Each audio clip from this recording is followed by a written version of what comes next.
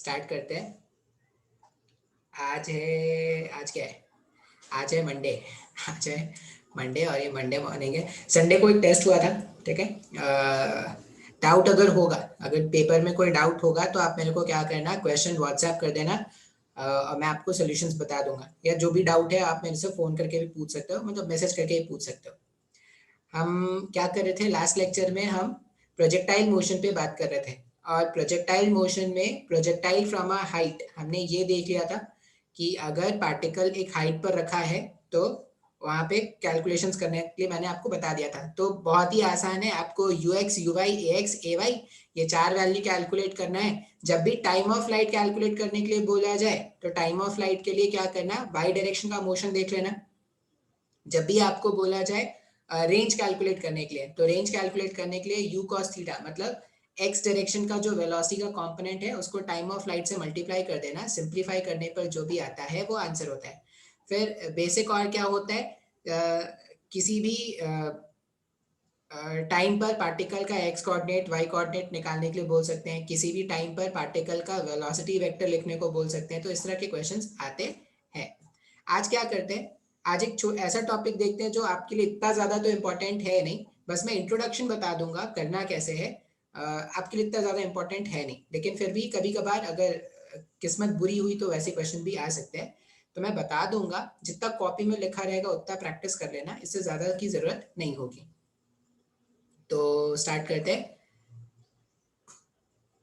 Share, ठीक है। अब स्टार्ट क्या करना है हमें, हम स्टार्ट करते हैं प्रोजेक्टाइल, इंक्लाइन प्रोजेक्टाइल या incline projectile. Projectile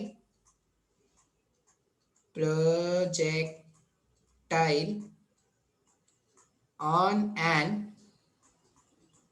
inclined plane.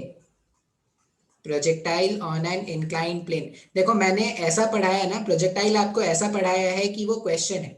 मैंने आपको प्रोजेक्टाइल को एक कंसेप्ट के नाम से नहीं सिखाया है। प्रोजेक्टाइल सॉल्व कर रहे हैं मतलब क्वेश्चन ही सॉल्व कर रहे हैं। सिंपल सा अपने को जो बेसिक काइनेमेटिक्स के इक्वेशन है वो आने चाहिए। और प्रोजेक्टाइल में करना क्या है, तो U x you Y A x A Y ये चार वैल्यू निकाल के एक्स एक्सिस के मोशन को अलग देखना होता है, वाई एक्सिस के मोशन को अलग देखना होता है। सिंप्लीफाई करेंगे, सॉल्व करने पर आंसर आ जाएगा। Projectile on an incline plane. Projectile on an incline plane का मतलब है कि हमारे पास क्या होगा, एक ऐसा इंक्लाइन है। कॉल आ रहा है, ठीक है। Projectile on an incline plane. अब इसमें करना क्या है, तो देखो कोई भी प्रोजेक्टाइल होना, बेसिक तो वही है जो मैंने आपको बताया है, वही बेसिक है। उसी से हम क्या करेंगे, थोड़ा थोड़ा मॉडिफिकेशन कर देंगे और नया टाइप का क्वेश्चन हो जाएगा। जैसे मान लो ये पहाड़ है, ये क्या है, पहाड़ है। और ये जो पहाड़ है, पहाड़ का इंक्लिनेशन ग्राउंड से कितना है, थीटा है, ठीक है। ये जो पहाड़ है उसका इंक्लिनेशन कितना है, थीटा है। हम क्या करते हैं, थीटा नहीं लेते, थीटा दूसरा एंगल ले लेंगे। ये जो इंक्लिनेशन है इसको मान लो ये कितना है, अल्फा है। अल्फा इसका इंक्लिनेशन एंगल है। और ऐसा बोला गया है कि इस ये जो इंक्लाइन है ना, ये जो इंक्लाइन है, इंक्लाइन से कुछ एंगल पर, ये जो इंक्लाइन था, इंक्लाइन से कुछ एंगल पर हमने पार्टिकल को ऐसे फेंका है। ये जो इंक्लाइन था उस इंक्लाइन से कुछ एंगल पर हमने पार्टिकल को क्या किया है, थीटा एंगल पर। कितना एंगल रखा मैंने, कुछ एंगल मतलब थीटा एंगल पर इसको हमने इस तरह से फेंक दिया। अब जो पार्टिकल अगर आप इंक्लाइन से फेंकोगे तो प्रोजेक्टाइल कैसा होगा, इस तरह का कोई प्रोजेक्टाइल होगा क्या। अब आपको क्या करना है, जो प्रोजेक्टाइल है, जैसे ये पार्टिकल यहाँ गया, फिर यहाँ आया, फिर यहाँ आया, फिर यहाँ आया, फिर यहाँ आया, फिर यहाँ आया, तो हम फिर से जो नॉर्मल प्रोजेक्टाइल होता था उसमें क्या बोलेंगे, यहाँ से यहाँ का जो डिस्टेंस है ये रेंज है क्या, ये जो डिस्टेंस है वो रेंज है। यहाँ से यहाँ आने का टाइम जो होगा वो टाइम ऑफ लाइट होगा। तो ये अपने को कैलकुलेट करना होता है। अब ऐसा मान लेते हैं कि हमने जब पार्टिकल को फेंका है तो कुछ तो इनिशियल स्पीड यू से फेंका है।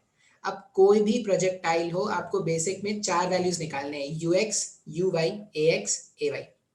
अब बस इसमें याद क्या रखना है, जब भी projectile from an incline plane आए तो हम एक्सेस को चेंज कर देंगे। जैसे हम ये पढ़ते आए थे हमेशा कि जो कोऑर्डिनेट सिस्टम होता है उसमें एक्स एक्सिस ऐसे, मतलब ये एक्स एक्सिस वाई एक्सिस ऐसा होता है ना।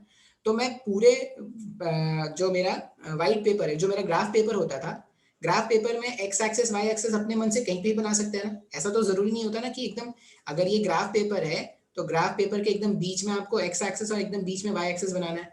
आप चाहो तो इधर वाई एक्सेस रख के इधर भी एक्स एक्सेस रख सकते हो, आप चाहो तो इधर वाई एक्सेस रख के इधर भी एक्स एक्सेस रख सकते हो। मतलब एक्सेस का सिलेक्शन हम अपने हिसाब से करते थे क्या, जो हमें अच्छा लगता था उसके हिसाब से हम क्या करते थे, एक्सेस को मान लेते थे।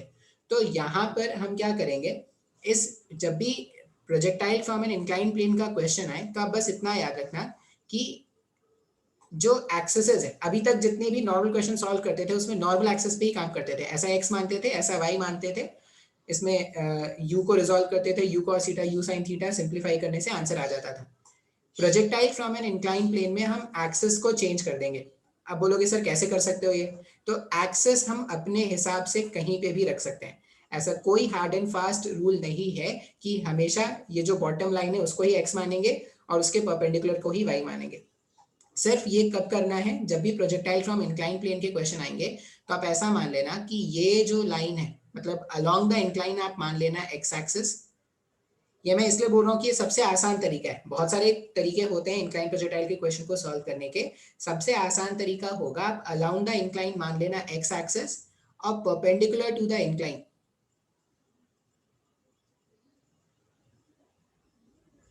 परपेंडिकुलर टू द इंक्लाइन आप मान लेना वाई एक्सिस। ठीक है, आप क्या कर लेना, इधर मान लेना परपेंडिकुलर टू द इंक्लाइन आप मान लेना वाई एक्सिस और अलोंग द इंक्लाइन मान लेंगे एक्स एक्सिस।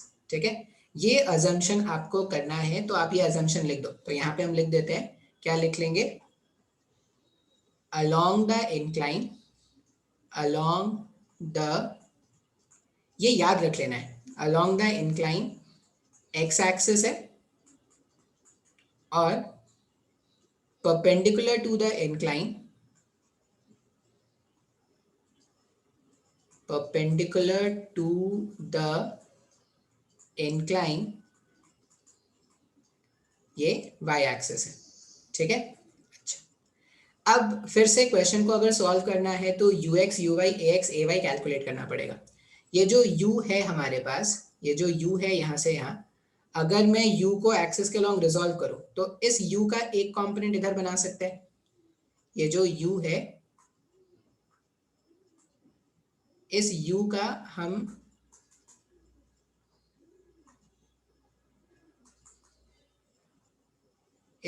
हम एक कंपोनेंट इस तरह बना सकते हैं। ठीक है, इस तरह से मैंने कंपोनेंट बना दिया और इसी u का हम क्या कर सकते हैं, एक कंपोनेंट इस तरह बना सकते हैं ना। तो हमने क्या किया, जो हमारे पास u था उसको हमने रिजॉल्व कर दिया, इधर जो कंपोनेंट आएगा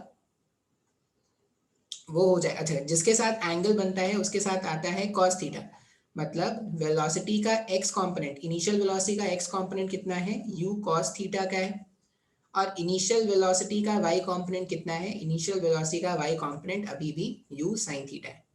ये मैंने अजम्पशन बस इसीलिए रखा है ताकि आपको प्रॉब्लम ना हो, जैसा पहले के प्रोजेक्टाइल्स थे वैसा ही ये भी दिखे।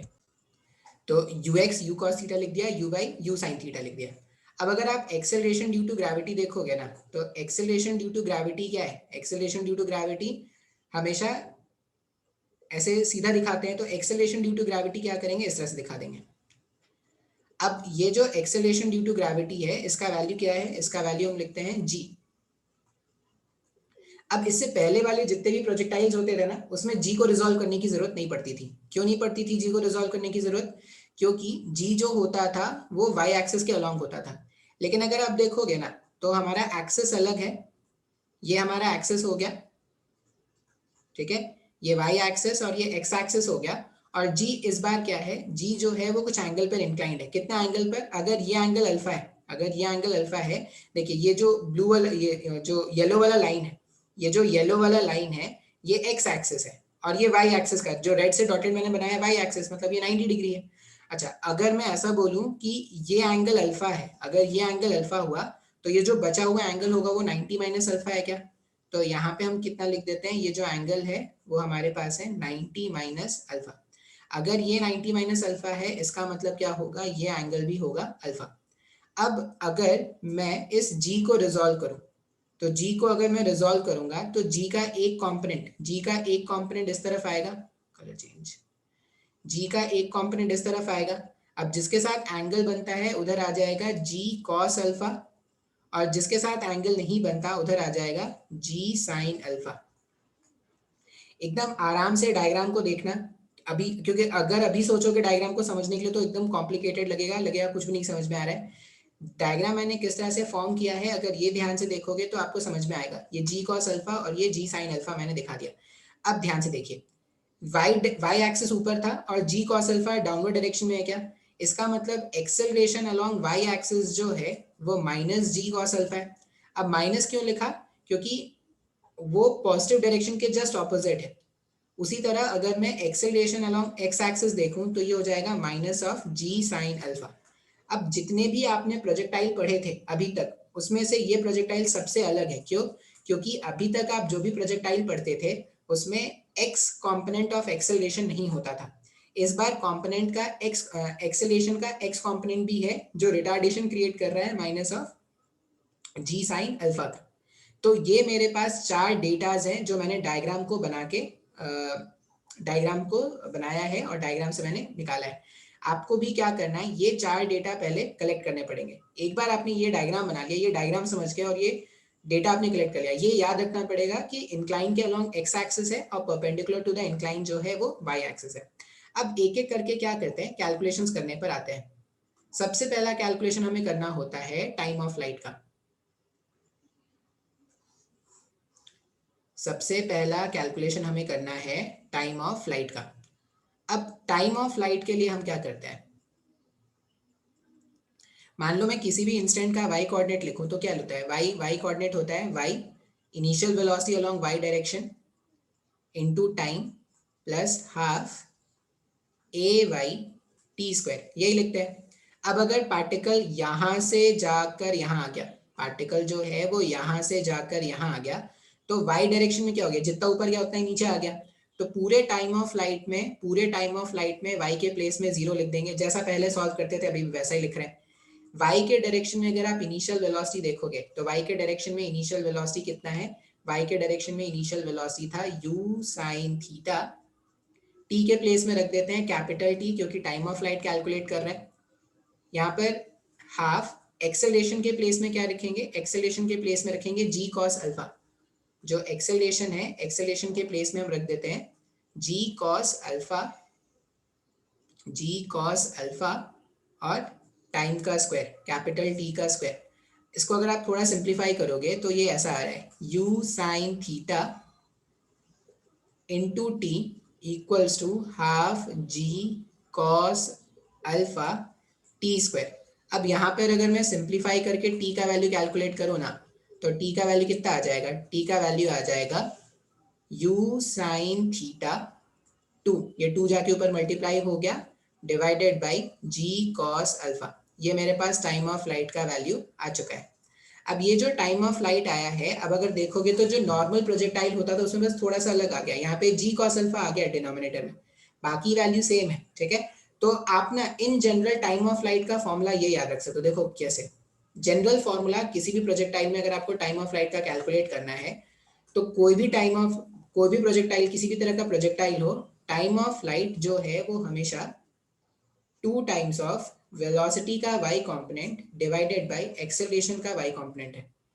आप किसी भी प्रोजेक्टाइल का टाइम ऑफ फ्लाइट कैलकुलेट कर लो, ये क्या होता है 2 टाइम्स ऑफ वेलोसिटी का y component divided by acceleration का y कंपोनेंट। अब कौन कौन से प्रोजेक्टाइल हमने पढ़े हैं, एक हमने ऐसे सीधा फेंका था पार्टिकल को, ऐसे जब सीधा फेंकते थे पार्टिकल को तो 2u अपॉन g आता था क्या, 2u अपॉन जी आता था। जब कुछ एंगल पर ऐसे फेंकते थे तो 2u sin थीटा अपॉन जी आता था।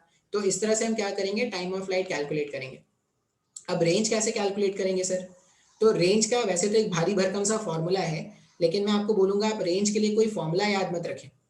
अब मान लो रेंज कैलकुलेट करना है, मतलब क्या करना है, एक्स कैलकुलेट करना है। अगर अपने को रेंज कैलकुलेट करना है मतलब एक्स कैलकुलेट करना है। किसी भी इंस्टेंट का अगर एक्स कैलकुलेट करना चाहते हैं तो ऐसा लिखेंगे क्या, you x into t plus half A x into T का स्क्वायर। अगर किसी भी इंस्टेंट का मेरे को रेंज कैलकुलेट करना है, अब अगर मैं स्मॉल टी के प्लेस में कैपिटल टी रख दूं, इफ स्मॉल टी जो है वो कैपिटल टी के बराबर है, तो एक्स का वैल्यू रेंज के इक्वल हो जाएगा ना। यहां से यहाँ पार्टिकल कितना चला गया वो रेंज है, तो हम रेंज को ऐसा लिख देते हैं सीधा, रेंज इक्वल्स टू ux का मतलब था velocity along x axis, x axis के अलोंग वेलोसिटी कितना है, u cos theta into time of light, u cos theta into time of light. और इस बार x के डायरेक्शन में भी एक रिटार्डेशन था, x के डायरेक्शन में रिटार्डेशन था जो g साइन अल्फा था, वो कितना हो जाएगा, minus of half g sine alpha capital T का स्क्वायर। इसको सिंप्लीफाई कर लेंगे और यहाँ से क्या कर लेंगे, रेंज का वैल्यू फाइंड आउट कर लेंगे। अब इसको सिंप्लीफाई करके भी एक फॉर्मूला आता है, लेकिन मैं आपको वो फालतू के कैलकुलेशन में नहीं उलझाने वाला, आप सिर्फ इतना याद रख लेना काफी है। तो जब भी प्रोजेक्टाइल इंक्लाइन प्लेन से आए तो आप क्या करना, जैसे नॉर्मल क्वेश्चन सॉल्व करते थे वैसे ही सॉल्व करना। बस इस बार क्या हो जाएगा, नॉर्मल प्रोजेक्टाइल से इंक्लाइन प्रोजेक्टाइल कैसे अलग है, तो आपको दो बातों का याद रखना है। एक तो आप ये याद रख लेना कि जो इंक्लाइन के अलोंग होगा वो एक्स एक्सिस है और इंक्लाइन के परपेंडिकुलर वाई एक्सिस है। दूसरा बात आपको याद रख लेना है कि इंक्लाइन प्रोजेक्टाइल एक ऐसा प्रोजेक्टाइल है जिसमें एक्स डायरेक्शन में भी एक्सेलरेशन है, ठीक है। तो इस बार इस तरह से हम क्या करेंगे, इंक्लाइन प्रोजेक्टाइल के क्वेश्चंस को सॉल्व करेंगे। एक मैं आपको क्वेश्चन सॉल्व करा देता हूं जिससे आपको थोड़ा तसल्ली हो जाए कि हाँ सर काम बन जाएगा। मान लो मैंने बोला कि एक पार्टिकल है जिसमें मैंने अल्फा का वैल्यू रख दिया मान लो 30 डिग्री, थीटा का वैल्यू मान लो, थीटा का वैल्यू है 37 डिग्री, ठीक है। अल्फा 30 डिग्री है, थीटा 37 डिग्री है, और इनिशियल वेलोसिटी हमने रखा है 50 मीटर पर सेकंड का, इनिशियल वेलोसिटी हमने 50 मीटर पर सेकंड का रखा है। कोई मुझसे पूछेगा कि टाइम ऑफ लाइट कैलकुलेट करने को, तो टाइम ऑफ लाइट के लिए हमने क्या देखा, 2 टाइम्स ऑफ वेलोसिटी का y component divided by acceleration का y कंपोनेंट। अब वेलोसिटी का y कंपोनेंट अगर मेरे को चाहिए, अगर मेरे को वेलोसिटी का y कंपोनेंट चाहिए, तो टाइम ऑफ लाइट अगर कैलकुलेट करना है तो एक सिंपल सा फॉर्मूला देखा था 2u/a/y। अब मैं जब भी बोलूँ ना टाइम ऑफ लाइट तो उसका यही फॉर्मूला याद रख लेना, 2u/a/y। फिर किसी भी तरह का प्रोजेक्टाइल होगा आपको अलग से फॉर्मूला याद रखने की जरूरत नहीं पड़ेगी।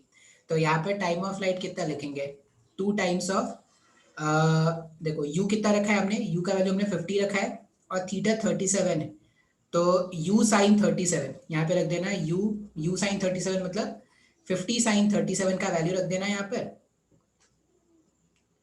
50 2 इंटू 50 साइन 37, और इसका वैल्यू, इसको आप डिवाइड कर देना, किससे डिवाइड करोगे, तो एक्सेलरेशन वाई डायरेक्शन में, वाई डायरेक्शन में एक्सेलरेशन कितना है, जी कॉस अल्फा, जी कॉस अल्फा मतलब जी कॉस 30। सबके वैल्यू सब्स्टिट्यूट करोगे तो टाइम ऑफ लाइट मिल जाएगा। एक बार टाइम ऑफ लाइट मिल गया तो मान लो मेरे को रेंज कैलकुलेट करना है, एक बार टाइम ऑफ लाइट आ गया और किसी ने मेरे से रेंज पूछा है, तो रेंज के लिए क्या करेंगे, x इक्वल्स टू, अब x equals to u cos theta, u cos theta कितना हो जाएगा 50 इंटू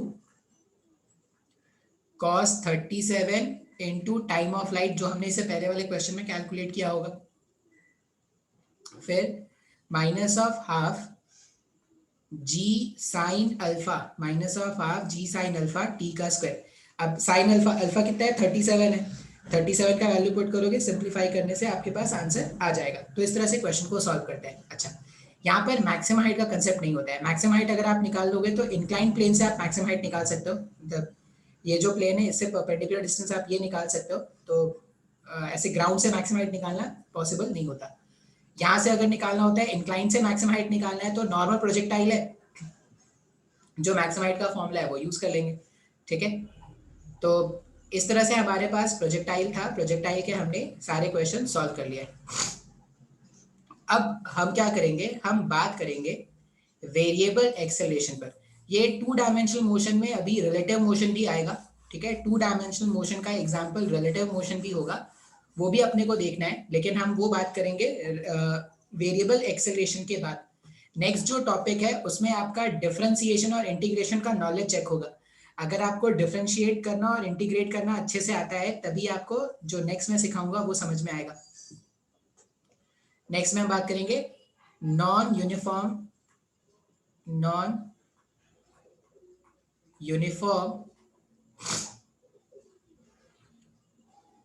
यूनिफॉर्मली होना चाहिए, नॉन यूनिफॉर्मली एक्सेलरेटेड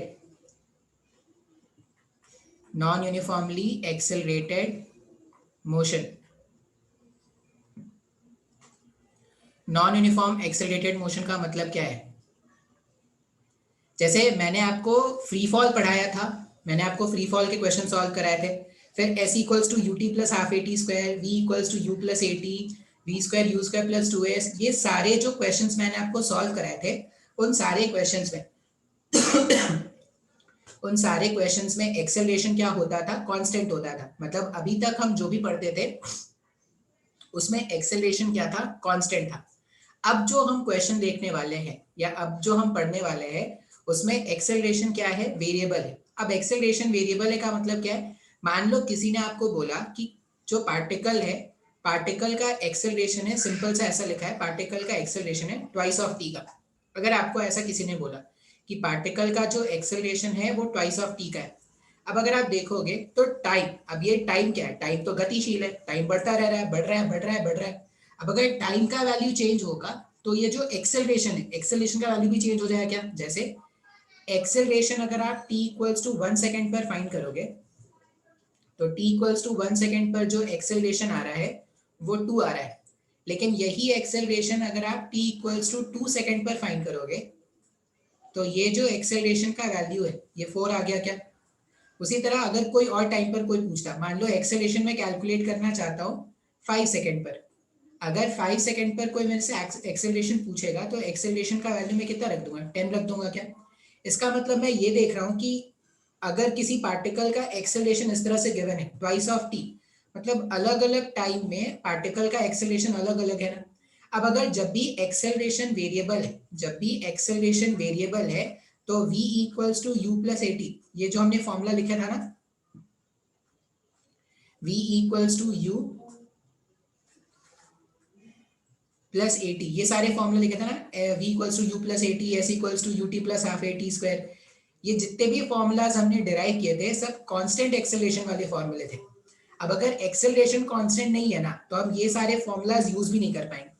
अब अगर सर ये सारे फॉर्मूलाज नहीं यूज कर पाएंगे मतलब आप क्वेश्चन ही सॉल्व कर पाएंगे क्या? नहीं, क्वेश्चन सॉल्व कर पाएंगे। हम क्या करते, ये बेसिक, ये जो फॉर्मूलाज था, ये फॉर्मूलाज भी एक बेसिक डेफिनेशन से डिराइव किया था क्या? मतलब ये फॉर्मूला से पहले भी हमने कुछ सीखा था। हमने क्या सीखा था? हमने ये सीखा था कि पार्टिकल का जो वेलोसिटी है, पार्टिकल का जो वेलोसिटी है वो ds अपॉन dt है क्या? जिस रेट से पार्टिकल का डिस्प्लेसमेंट होता है उसी को हमने पार्टिकल का वेलोसिटी बोला था। फिर हमने एक्सेलरेशन का वैल्यू क्या लिखा था? एक्सेलरेशन को हमने, या तो आप एक्सेलरेशन को dv अपॉन dt लिख सकते हो, या इसी एक्सेलरेशन को आप क्या लिख सकते हो? v dv अपॉन ds, ये भी मैंने आपको डिराइव करके बताया, यूज किया था। या इसी एक्सेलरेशन को और क्या लिख सकते हैं? d2s upon dt square. Acceleration को बेसिकली इन तीन तरीकों से डिफाइन कर सकते हैं क्या? अब अगर आप देखोगे ना तो जितने भी डेरिवेशन, ये सारे जो फॉर्मूलाज जो हमने डिराइव किए थे वो इन्हीं रिलेशंस में से डिराइव किए थे। अब अगर मैं बोल रहा हूँ कि इन रिलेशन में से ये रिलेशन लाया गया था, मतलब ये सारे डेफिनेशन जो है वो और भी बेसिक डेफिनेशन है ना। अब हम क्या करेंगे, अगर एक्सेलरेशन कांस्टेंट है तो ये सारे फॉर्मूलाज जो लिखा है वो यूज कर लेंगे, ठीक है। जब भी क्वेश्चन में, जैसे अभी तक हमने जो भी पढ़ा ना उसमें सब जगह एक्सेलरेशन कांस्टेंट था। एक्सेलरेटेड कांस्टेंट एक्सेलरेशन वाले मोशन हमने पढ़ लिए। अब हम बात करने वाले हैं कि एक्सेलरेशन जो है वो टाइम का फंक्शन है अगर, तो कैसे सॉल्व करेंगे। तो एक्सेलरेशन जैसे यहाँ पर टाइम का फंक्शन है, और भी एग्जांपल हो सकता है, कुछ भी हो सकता है। जैसे मैं अगर बोलूँ एक्सेलरेशन खतरनाक है तो e to the power minus t, यहाँ पर भी एक्सेलरेशन क्या है? टाइम का फंक्शन है। एक्सेलरेशन टाइम का फंक्शन है, मतलब एक्सेलरेशन क्या हो रहा है? समय के साथ चेंज हो रहा है।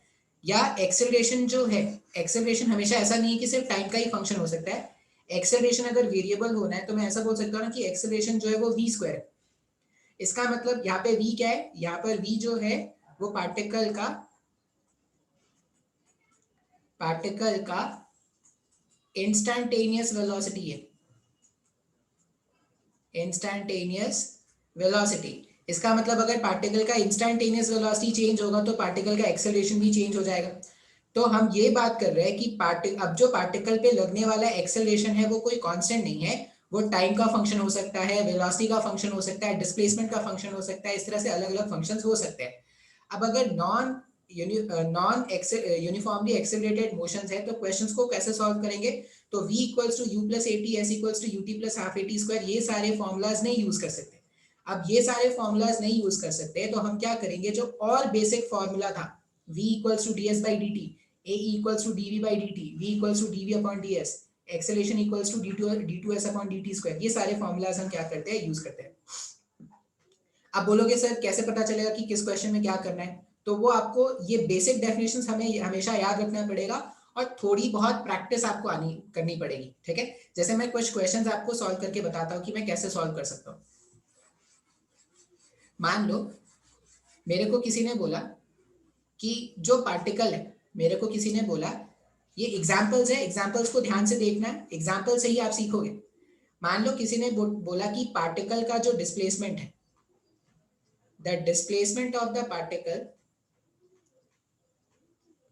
the displacement of the particle at any time t, at any time t is given by s equals to t cube 4t square plus 8t minus 6, ठीक है। ऐसा बोला जा रहा है, ऐसा बोल रहे हैं कि पार्टिकल का जो डिस्प्लेसमेंट है वो किसी भी इंस्टेंट ऑफ टाइम पर, प्लस ले लेते हैं यहाँ पे, किसी भी इंस्टेंट पे पार्टिकल का जो डिस्प्लेसमेंट है वो टाइम का फंक्शन है। और कैसे चेंज होगा, पार्टिकल का डिस्प्लेसमेंट टाइम के हिसाब से इस तरह से, देखो कोई भी फंक्शन हो सकता है, ये फंक्शन है, टाइम का कोई फंक्शन है, तो ऐसा जरूरी नहीं कि हमेशा ऐसा ही फंक्शन हो, कोई भी फंक्शन हो सकता है, exponential function, sine function, cos function, कोई भी फंक्शन हो सकता है। हमें ये बोला गया है कि किसी भी इंस्टेंट पे पार्टिकल का जो डिस्प्लेसमेंट है वो इस तरह का गिवन, और ये बोला गया है, क्वेश्चन में बोला गया कि find the velocity time and acceleration time relation. हमारे पास डिस्प्लेसमेंट और टाइम का रिलेशन गिवन है, डिस्प्लेसमेंट और टाइम के रिलेशन को यूज करके हमें वेलोसिटी टाइम और एक्सेलरेशन टाइम का रिलेशन फाइंड आउट करना है। बिल्कुल सर। अब कैसे स्टार्ट करेंगे, तो s और टाइम का फंक्शन गिवन है, s और टाइम का फंक्शन गिवन है। हमेशा ये देखो, ये सब कुछ बातें आपको कभी कभी लगेगा कि सर ये तो बातें याद करने वाली, तो आप याद कर सकते हो। अगर आपको लग रहा है कि मेरे को टाइम लगेगा सर, मैं नहीं सोच पाऊंगा, तो आप याद रख लेना, जब भी displacement as a function of time given होगा, इसको कैसे पढ़ते हैं, इसको ऐसा पढ़ते हैं, displacement as a function of time t, displacement as a function, displacement as a function of time t। कभी भी displacement as a function of time t given है ना, तो आप दोनों तरफ डिफरेंशिएट कर दो। क्यों, क्योंकि वेलोसिटी जो होता है, वेलोसिटी है ds अपॉन dt। मतलब कभी भी अगर डिस्प्लेसमेंट और टाइम का रिलेशन गिवन है और आपने डिस्प्लेसमेंट वाले इक्वेशन को टाइम के रिस्पेक्ट में डिफरेंशिएट कर दिया, तो आपको वेलोसिटी का रिलेशन मिल जाएगा। ये आप याद रख सकते हो, कभी भी displacement as a function of time t given है तो velocity is ds upon dt। मतलब वेलोसिटी जो है ये क्या हो जाएगा, velocity equals to differentiation of displacement, differentiation of displacement with respect to time, differentiation of displacement with respect to time. इस तरह से हम क्या कर सकते हैं, पार्टिकल का वेलोसिटी वेक्टर कैलकुलेट कर सकते हैं, ठीक है। तो हम इसमें थोड़ा कैलकुलेशन करके देखते हैं। हमें v और t और a और t में रिलेशन निकालना है। v और t और a और t में रिलेशन अगर निकालना है तो यहाँ पर क्या करते हैं, displacement as a function of time t given था, ठीक है, इसको डिफरेंशिएट कर दिया जाए टाइम के रिस्पेक्ट में, तो वेलोसिटी और टाइम का रिलेशन मिल जाएगा क्या। तो क्वेश्चन का पहला पार्ट तो सॉल्व हो जाएगा। क्वेश्चन का पहला पार्ट जो है वो सॉल्व करने की कोशिश करते हैं। साफ साफ क्वेश्चन में लिखा है s equals to t cube minus 4t square plus 8t plus 6। Starting में जो मैं बोल रहा हूँ वो याद रखें, डिस्प्लेसमेंट और टाइम का रिलेशन गिवन है, आप दोनों तरफ डिफरेंशिएट कर दो, differentiating both side, differentiating both side with respect to time, ठीक है। दोनों तरफ क्या करते हैं, टाइम के रिस्पेक्ट में डिफरेंशिएट कर देते हैं। अगर आप इसको डिफरेंशिएट करोगे, यहाँ पे डिस्प्लेसमेंट है, तो ये क्या लिखा जा सकता है, ds अपॉन dt। और इस तरफ अगर मैं लिखूंगा तो ये हो जाएगा D upon d T of T cube minus 4t² plus 8t plus 6। इस तरह से डिफरेंशिएशन लगा सकते हैं। अब ये जो डिफरेंशिएशन है, ये डिफरेंशिएशन डिस्ट्रीब्यूटिव लॉ को फॉलो करता है क्या?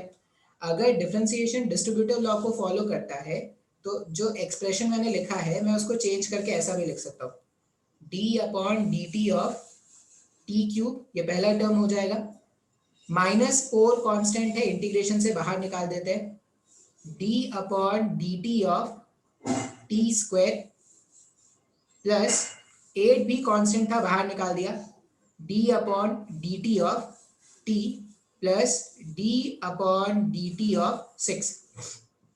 ये जो एक्सप्रेशन था उसको सिंप्लीफाई करके इस तरह से लिख देते हैं। अब स्पेस की कमी के कारण मैं क्या करता हूँ, इसको रब कर देता हूँ। स्क्रीन को पॉज करके नोट कर लेना। अब एक एक करके क्या करते हैं, सिंप्लीफाई करना स्टार्ट करते हैं। इक्वल्स टू के लेफ्ट हैंड साइड अगर देखोगे तो ये ds अपॉन डी टी है। ds अपॉन डी टी को मैं लिख सकता हूँ वेलोसिटी। हमने अभी देखा था कि ds upon d T velocity के इक्वल है। d upon d T of T cube, अगर आप टी क्यूब का डिफरेंशिएशन करते हो तो टी क्यूब का डिफरेंशिएशन क्या हो जाएगा, ये x टू पावर n का जो फॉर्मेट होता है उसमें n सामने आ जाता है, 3 सामने आ जाएगा और टी क्यूब का डिफरेंशिएशन हो जाएगा 3 - 1 मतलब t स्क्वायर। तो पहला टर्म जो है हमारे पास, ये जो पहला टर्म है d upon d T of T cube, इसको अगर आप सिंप्लीफाई करोगे तो 3t स्क्वायर आ जाएगा। नेक्स्ट टर्म -4 कांस्टेंट था, बाहर निकाल दिया, d upon d T of T square. T square का डिफरेंशिएशन होता है ट्वाइस ऑफ t का, प्लस नेक्स्ट टर्म देखेंगे 8 कांस्टेंट था, बाहर निकाल दिया, d upon d T of T. d upon d T of T अगर आप सॉल्व करोगे तो dt और dt का वैल्यू हो जाएगा 1। 6 क्या है, 6 कांस्टेंट है, तो कांस्टेंट का डिफरेंशिएशन क्या होता है, कांस्टेंट का डिफरेंशिएशन होता है 0। तो यहाँ पर अगर मैं इसको सिंप्लीफाई कर दूं थोड़ा और, अगर मैं इसको सिंप्लीफाई कर दूं थोड़ा और, तो मेरे पास जो रिलेशन आएगा वो क्या आ जाएगा,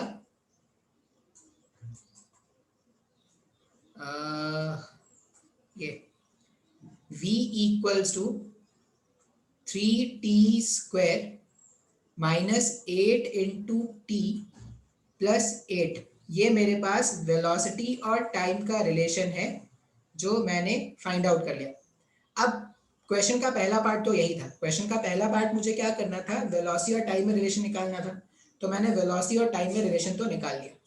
क्वेश्चन का पहला पार्ट सॉल्व हो गया।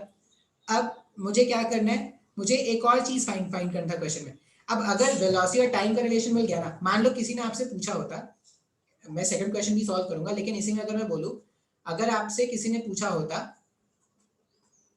Find the instantaneous velocity, find the instantaneous velocity at t equals to 2 second, t equals to 2 second. हाँ, अगर किसी ने पूछा होता find the instantaneous velocity at t equals to 2 second, मतलब 2 सेकेंड पर पार्टिकल का क्या वेलोसिटी होता, ये हमसे अगर किसी ने पूछा, तो 2 सेकेंड पर अगर पार्टिकल का वेलोसिटी जानना है तो उसके लिए क्या करते हैं, t के प्लेस में 2 पुट कर देते हैं। अब वेलोसिटी अगर मेरे को जानना है t इक्वल्स टू 2 सेकेंड पर, तो जहां पर भी इक्वेशन पे t दिख रहा है ना, वहां पे 2 पुट कर देते हैं। तो ये हो जाएगा 3, 2 का स्क्वायर माइनस 8, 2 प्लस 8। इसका मतलब velocity at t equals to 2, velocity at t equals to 2 कितना आ जाएगा, 2 का स्क्वायर हो गया 4, 4 into 3 is 12 minus 8 into 2 is 16 plus 8। अब 12 और 8 20 हो गया, 20 माइनस 16 करेंगे तो आंसर कितना आ जाएगा 4। इस तरह से क्वेश्चन आ सकते हैं। अगर वेलोसिटी और टाइम का रिलेशन गिवन है तो आपसे इंस्टैंटेनियस वेलोसिटी जब भी पूछा जाए तो जिस समय पे पूछा गया आप समय का वैल्यू पुट कर दो, समय के वैल्यू पुट करने पे आपको जो भी मिलेगा वो आपका आंसर हो जाएगा। अब इसको अगर मैं आगे देखूं, अब क्वेश्चन का सेकंड पार्ट में हो, ये तो मैंने ऐसे ही बता दिया आपको। क्वेश्चन का सेकंड पार्ट क्या बोल रहा था, क्वेश्चन का सेकंड पार्ट बोल रहा है कि अगर v और t का रिलेशन आपने ढूंढ लिया तो एक्सेलरेशन और t का रिलेशन भी ढूंढना है, तो ढूंढते हैं। अब जिनका काम हो गया उनको हटा देते हैं। मेरे पास क्या आ गया है, वेलोसिटी और टाइम का रिलेशन आ चुका है, और वेलोसिटी और टाइम का रिलेशन क्या आया है किसी भी इंस्टेंट का वेलोसिटी जो है वो है 3t² minus 8 into t plus 8, इस तरह से लिख सकते हैं। अच्छा, हमने एक्सेलरेशन के बारे में क्या पढ़ा है कि एक्सेलरेशन जो है वो dv अपॉन dt है। जिस रेट से पार्टिकल का वेलोसिटी चेंज होता है उसे हम क्या बोलते हैं, एक्सेलरेशन बोलते हैं। अब वेलोसिटी और टाइम का रिलेशन गिवन है। अगर मैं दोनों तरफ टाइम के रिस्पेक्ट में डिफरेंशिएट कर दूं, अगर मैं दोनों तरफ टाइम के रिस्पेक्ट में डिफरेंशिएट कर दूं तो इधर LHS साइड में आ जाएगा dv upon dt, d upon dt of 3t², फिर -8 चाहे तो कॉमन है, बाहर निकाल सकते हैं, d upon dt of t plus d upon dt of 8। हम चाहे तो इसको इस तरह से लिख सकते हैं। अब सिंप्लीफाई कर देते हैं इसको थोड़ा। इसको अगर सिंप्लीफाई करने पे जाए तो dv upon dt, dv upon dt जो डेफिनेशन है बेसिक एक्सेलरेशन का बेसिक डेफिनेशन यही है, rate of change of velocity of the particle with respect to time is the acceleration. तो dv अपॉन dt के प्लेस में आप रख दीजिए एक्सेलरेशन a। फिर से 3t² का हमें डिफरेंशिएशन करना है। ये जो 3 है कांस्टेंट है, बाहर निकाल सकते हैं। 3 को कांस्टेंट मान के बाहर निकाल दिया अगर, तो पहला टर्म क्या आ रहा है, d upon dt of t का स्क्वायर, -8 मैंने सेकंड वाले टर्म से बाहर निकाल दिया है, d upon dt of t, ये 1 हो जाएगा। फिर लास्ट टर्म है d अपॉन dt ऑफ 8, 8 एक कांस्टेंट है, कांस्टेंट का डिफरेंशिएशन होता है 0, तो यहाँ पर 0 पुट कर दिया। अच्छा, तो एक्सेलरेशन अगर मैं t², ये जो t² है इसका डिफरेंशिएशन करेंगे तो ट्वाइस ऑफ t होता है, तो ट्वाइस ऑफ t इसका मतलब हो जाएगा 6t माइनस 8। मेरे पास एक्सेलरेशन का वैल्यू क्या आ गया, 6t माइनस 8, ये मेरे पास एक्सेलरेशन का वैल्यू आ गया है। अब मान लो ये जो मेरे पास, अब फिर से क्वेश्चन में अगर कोई मुझसे पूछता कि किसी भी टाइम पर t equals to 1 second, t equals to 2 second, instantaneous acceleration का कोई वैल्यू पूछता अगर, तो t के प्लेस में 1 2 3 पुट करके आप किसी भी पॉइंट पे एक्सेलरेशन फाइंड आउट कर सकते हो। तो इंस्टेंटेनियस एक्सेलरेशन, अगर एक्सेलरेशन और टाइम का रिलेशन मिल गया तो इंस्टेंटेनियस एक्सेलरेशन का वैल्यू निकाला जा सकता है। तो इस तरह से क्या करेंगे, एक्सेलरेशन का वैल्यू निकाल लेंगे। अब बहुत बार क्वेश्चन ऐसा होता है, बहुत बार क्वेश्चन, अभी मेरे पास क्या है, वेलोसिटी और टाइम का रिलेशन भी है, मैंने वेलोसिटी और टाइम का रिलेशन देख लिया, और मेरे पास एक्सेलरेशन और टाइम का भी रिलेशन है। मान लो इसी क्वेश्चन का एक्सटेंशन होता, इसी क्वेश्चन का एक्सटेंशन ये है, ऐसा कोई पूछता आपसे कि find the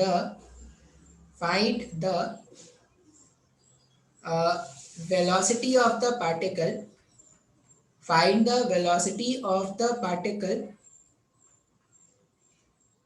find the velocity of the particle when acceleration of the particle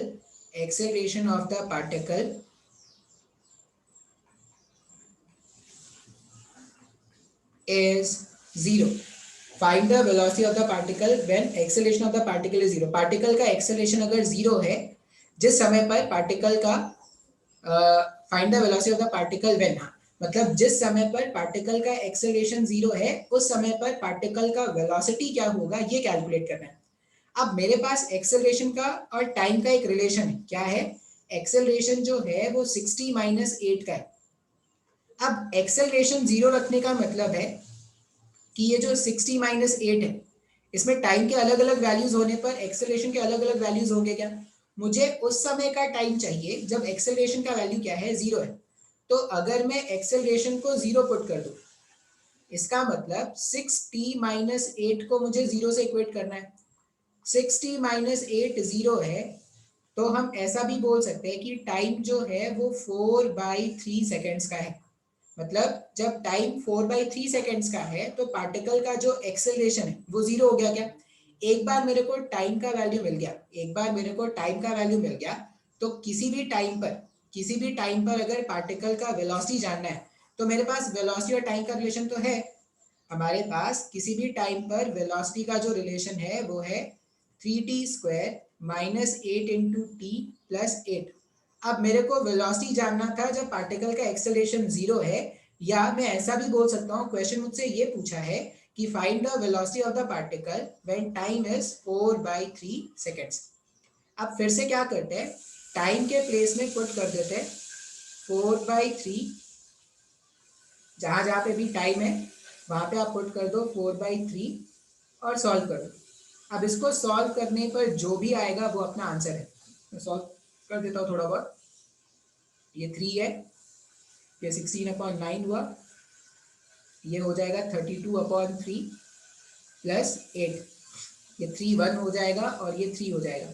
16/3 minus 32/3, ये माइनस 16/3 हो जाएगा, माइनस 16/3 प्लस 8।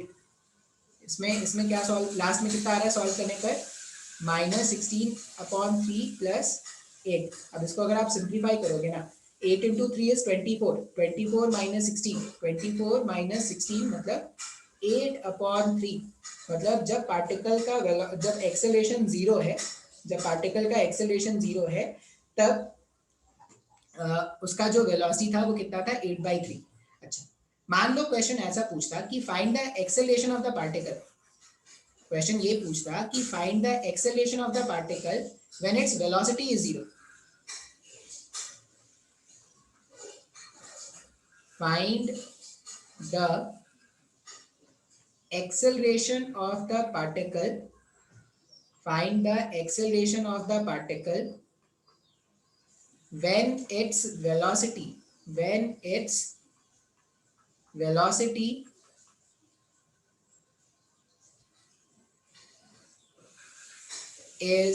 जीरो। अब मेरे पास वेलोसिटी और टाइम का एक रिलेशन है, क्या क्या रिलेशन है, वेलोसिटी जो किसी टाइम का है, किसी भी टाइम पर जो वेलोसिटी है उसका वैल्यू है 3t² minus 8 into t plus 8। अब अगर मैं ये बोलूं कि वेलोसिटी का वैल्यू जीरो चाहिए, इसका मतलब 3t² minus 8 into t plus 8 का वैल्यू जीरो चाहिए। अब यहाँ पर ये टाइम का एक इक्वेशन हो गया ना। अगर ये टाइम का एक इक्वेशन है तो इसको सिंप्लीफाई करके मैं टाइम के वैल्यूज फाइंड आउट कर सकता हूँ। अब जो भी टाइम का वैल्यू आपके पास आएगा उसको एक्सेलरेशन वाले इक्वेशन में सब्स्टिट्यूट कर दोगे, तो आपको जब पार्टिकल का वेलोसिटी जीरो है उस केस का एक्सेलरेशन मिल जाएगा क्या, बिल्कुल। बस टाइम के केस में हमेशा याद रखना कि टाइम हमेशा पॉजिटिव होता है, टाइम का वैल्यू कभी भी नेगेटिव नहीं आता। जैसे यहाँ पे अगर आपको दिखेगा तो क्वाड्रेटिक इक्वेशन है, क्वाड्रेटिक इक्वेशन है, दो वैल्यूज आ सकते हैं, तो टाइम का वो वैल्यू नेग्लेक्ट कर देना जो नेगेटिव होगा, टाइम हमेशा पॉजिटिव होता है। तो इस तरह से क्वेश्चंस को सॉल्व करेंगे। अब और कैसे क्वेश्चंस हो सकते हैं, एक एवरेज वेलोसिटी वाला क्वेश्चन बताते हैं। इंस्टेंटेनियस वेलोसिटी वाला क्वेश्चन मैंने समझा दिया, एवरेज वेलोसिटी वाला। मान लो ऐसा बोला गया है कि किसी इंस्टेंट का जो वेलोसिटी है वो है 2t + 1। मतलब वेलोसिटी और टाइम का रिलेशन इस तरह से गिवन है, वेलोसिटी और टाइम का रिलेशन क्या है, v = 2t + 1। अब क्वेश्चन में ये पूछा गया है, क्वेश्चन में पूछा गया है find the average velocity from t = 0 second to t = 3 second. ये पहला क्वेश्चन पूछा गया है। और ये भी पूछ रहे हैं and also find the velocity at 3 second, also find the velocity at 3 second, ये पूछ रहे हैं। पहले तो वो पूछ रहे हैं कि एवरेज वेलोसिटी ढूंढना है आपको, एवरेज वेलोसिटी 0 सेकेंड से लेकर 3 सेकेंड का एवरेज ढूंढना है। और दूसरा आपको वो बोल रहे हैं कि वेलोसिटी ढूंढना है 3 सेकेंड पर, इंस्टेंटेनियस वेलोसिटी कैलकुलेट करना है 3 सेकंड पर, 3 सेकंड पर इंस्टेंटेनियस वेलोसिटी कैलकुलेट करना है। ये सेकंड वाला पार्ट तो बहुत आसान है, क्यों, क्योंकि वेलोसिटी और टाइम का रिलेशन गिवन है, वेलोसिटी और टाइम का रिलेशन गिवन है। टाइम के प्लेस में अगर मैं 3 सेकंड पुट कर दूं, मुझे जानना है वेलोसिटी एट t = 3 सेकंड, तो जहां पर भी टाइम है वहां पे क्या करते हैं, टाइम के प्लेस में 3 पुट कर देंगे, तो 2 × 3 + 1, तो ये कितना आ जाएगा, 7 मीटर पर सेकंड का वेलोसिटी आ जाएगा क्या। मतलब एग्जैक्टली 3 सेकंड पर पार्टिकल का वेलोसिटी कितना था, एग्जैक्टली 3 सेकंड पर पार्टिकल का वेलोसिटी है 7 मीटर पर सेकंड। तो क्वेश्चन का सेकंड पार्ट मैंने पहले सॉल्व कर दिया क्योंकि वो थोड़ा आसान था। क्वेश्चन के नेक्स्ट पार्ट को अगर देखें, नेक्स्ट पार्ट में क्या करना है, एवरेज वेलोसिटी कैलकुलेट करना है। अब हमने क्या देखा है कि एवरेज वेलोसिटी, अभी तक हमने जब भी एवरेज वेलोसिटी वाले क्वेश्चन सॉल्व करते थे तो एवरेज वेलोसिटी का मतलब होता था total displacement upon total time. Total displacement और टोटल टाइम का जो रेशियो होता था उसी को तो एवरेज वेलोसिटी बोलते थे। इसका मतलब अगर मुझे एवरेज वेलोसिटी चाहिए तो मुझे टोटल डिस्प्लेसमेंट चाहिए होगा। क्यों? क्योंकि टोटल टाइम तो पता है, देखो 0 से 3 सेकंड मतलब कितना, 3 सेकंड का टोटल टाइम हुआ, लेकिन टोटल डिस्प्लेसमेंट के बारे में नहीं पता। अब अगर टोटल डिस्प्लेसमेंट के बारे में नहीं पता तो हम क्या करेंगे, अब डिस्प्लेसमेंट कैसे निकालेंगे वो देखते हैं। हमने एक रिलेशन अभी देखा था ना, हमने क्या देखा था कि जो इंस्टैंटेनियस वेलोसिटी है v, इंस्टैंटेनियस वेलोसिटी v जो है वो ds अपॉन dt के बराबर है क्या?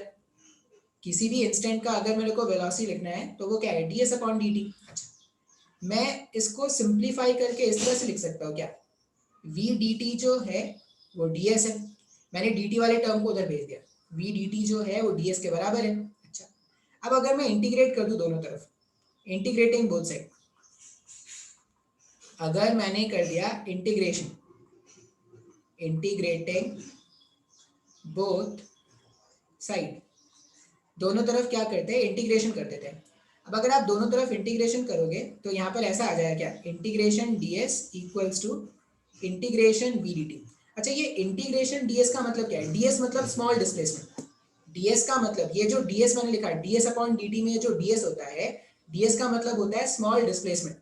अब स्मॉल डिस्प्लेसमेंट का अगर इंटीग्रेशन कर दिया जाए तो वो नेट डिस्प्लेसमेंट के बराबर हो जाएगा क्या? इसका मतलब मैं नेट डिस्प्लेसमेंट को, जो नेट डिस्प्लेसमेंट है, नेट डिस्प्लेसमेंट को इंटीग्रेशन वी डी टी लिख सकता हूँ क्या? अब अगर मुझे ये पता चल जाए कि वेलोसिटी और टाइम के रिलेशन को यूज करके नेट डिस्प्लेसमेंट कैसे फाइंड आउट करते हैं तो क्वेश्चन तो बहुत ही आसान है। नेट डिस्प्लेसमेंट कैसे कैलकुलेट करेंगे, तो इंटीग्रेशन वी डी टी। अब इंटीग्रेशन वी डी टी करना आसान काम होगा, क्यों? क्योंकि मेरे पास velocity as a function of time question में गिवन है। अब अगर मैं वी डी टी को इंटीग्रेट कर दूं प्रॉपर लिमिट्स में, प्रॉपर लिमिट मतलब जहां से कैलकुलेट करने बोल रहे हैं, t1 से कोई t2 टाइम तक वो आपको कैलकुलेट करने के लिए बोलेंगे, तो t1 टाइम से t2 टाइम तक अगर आप वेलोसिटी टाइम रिलेशन को इंटीग्रेट कर दोगे तो आपका काम बन जाएगा, आपको टोटल डिस्प्लेसमेंट मिल जाएगा। एक बार आपको टोटल डिस्प्लेसमेंट मिल गया तो आप टोटल टाइम भी कैलकुलेट कर सकते हो, ठीक है। अच्छा, अब आप क्या करना ना, आप तो एक फॉर्मूले जैसे याद रख लेना। क्या याद रखोगे, जब भी, जैसे अभी तो मैं वेलोसिटी के लिए बता रहा हूँ लेकिन ये इन जनरल फिजिक्स में हमेशा काम आता है, जब भी फिजिक्स में कोई रिलेशन टाइम का फंक्शन है और आपको उसका एवरेज कैलकुलेट करना है, वो धीरे धीरे जब हम फिजिक्स पढ़ेंगे ना तो आपको समझ में आ रहा आएगा। अभी बस इतना याद रख लो कि आप ना एवरेज वेलोसिटी, जब भी velocity as a function of time t given है, ये सब नोट लिखते जाना जो मैं बताता जा रहा हूँ। If velocity as a function of time t is given, if velocity as a function of time t is given, then average velocity equals to integration v dt divided by integration dt, proper limits में। ये average velocity का आप क्या कर सकते हो, formula याद रख सकते हो जब भी velocity as a function of time t given है, ठीक है। क्यों? क्योंकि ये नेट डिस्प्लेसमेंट, जो टोटल डिस्प्लेसमेंट था वही तो वी डी टी है ना, और इंटीग्रेशन डी टी का मतलब हो गया टोटल टाइम। सॉल्व कर देते हैं आप। तो अगर मैं क्वेश्चन सॉल्व करूं तो सॉरी, एवरेज वेलोसिटी हो जाएगा इंटीग्रेशन, v का वैल्यू कितना है 2t plus 1 into D T, 2t plus 1 into D T, और इधर डिनोमिनेटर में आ जाएगा dt का इंटीग्रेशन। लिमिट्स क्या करना था, 0 से 3 पुट कर रहे हैं लिमिट्स, क्यों? क्योंकि एवरेज 0 से 3 अपने को फाइंड आउट करना है। अब average velocity equals to 2t dt को पहला टर्म में ऐसा लिख देता हूँ, 2t dt का इंटीग्रेशन, डिस्ट्रीब्यूटिव लॉ लगा देते हैं। नेक्स्ट टर्म क्या है, इंटीग्रेशन dt, 0 से 3, 0 से 3, और इस पूरे का डिवीजन, dt का इंटीग्रेशन हो जाएगा t, dt का इंटीग्रेशन हो जाएगा t, और लिमिट 0 से 3। सिंप्लीफाई कर देते हैं इसको, जो भी हमने यहाँ तक लाया है सॉल्व करके उसको सिंप्लीफाई कर देते हैं, और सॉल्व कर देंगे तो आंसर आ जाएगा। देखते हैं, 2 कांस्टेंट था बाहर निकाल दो, t dt का इंटीग्रेशन होता है t square divided by 2, T square divided by 2, और लिमिट्स क्या पुट करना था, लिमिट्स है 0 से 3, प्लस dt का इंटीग्रेशन हो जाएगा t, लिमिट्स क्या पुट करना है 0 से 3, डिवाइडेड बाई अपर लिमिट में 3 आएगा, लोअर लिमिट में 0 आएगा। ये क्या फाइंड कर रहे हैं? एवरेज वेलोसिटी फाइंड कर रहे हैं। तो ये जो एवरेज वेलोसिटी आया, ये 2 से ये 2 कैंसिल कर सकते हैं। अपर लिमिट का मतलब हो गया 3 का स्क्वायर, लोअर लिमिट में तो 0 है, लिखने कोई मतलब नहीं है, प्लस 3 डिवाइडेड बाई 3। तो कितना आ रहा है ये? 3 का square is 9, 9 plus 3 is 12, 12 divided by 3, मतलब ये आ जाएगा एवरेज वेलोसिटी जो है, एवरेज वेलोसिटी जो है वो आ जाएगा 4 मीटर पर सेकंड का। तो हमने इंस्टैंटेनियस वेलोसिटी कैलकुलेट करना सीख लिया और एवरेज वेलोसिटी भी कैलकुलेट करना सीख लिया जब velocity as a function of time t given होगा। ठीक है, तो इस तरह से क्वेश्चन सॉल्व करेंगे। अभी इसमें बहुत सारे क्वेश्चन सॉल्व करना है। आज मैंने जो बताया है, मैं हमेशा आपको बोलता हूँ कि आप एनसीईआरटी बुक रेफर करने की कोशिश करो। जब भी मैं कुछ पढ़ा दूँ तो उसको आप एनसीईआरटी बुक से पढ़ने की कोशिश करो, या जो भी बुक आपके पास अवेलेबल है आप उसमें से थ्योरी को पढ़ना स्टार्ट करो। ठीक है, चलो इतना ही रहने देते हैं आज।